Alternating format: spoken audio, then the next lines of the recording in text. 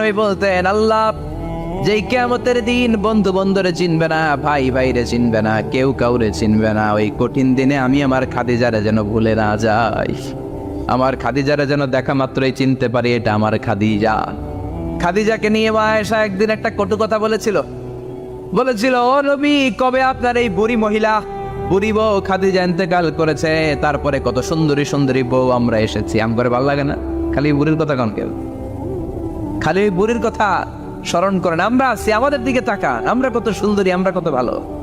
বিশ্বনবী রেগে গেলেন, মা আয়েশাকে এইভাবে ধরলেন। জীবনে কোনোদিন কোনো স্ত্রীর গায়ে হাত তোলে নাই, শুধু ওই দিন মা আয়েশাকে এইভাবে ধরেছিলেন আর বলেছিলেন, আয়েশা খবরদার জীবনে এই কথা বলবা না, আমার খাদিজা আমার বিপদের দিনের সঙ্গিনী, তোমরা আমার সুখের দিনের সঙ্গিনী, তোমরা কেউ আমার সাথে জেল খাটো নাই, খাদিজা আমার সাথে জেল খেটেছে 3 বছর।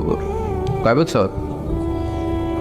কি মহিলা ছিল, বিশ্বনবীকে সবসময় আগলে রেখেছে, শেল্টার দিয়েছে, প্রতিভক্ত ছিল, খাবার নিয়ে বিশ্বনবীর জন্য এদিক সেদিক যেতেন, বিশ্বনবী না আসলে খেতেন না, বিশ্বনবীকে কলিজার চাইতো বেশি ভালোবাসতো, পতি যা বলবে তাই শুনতো।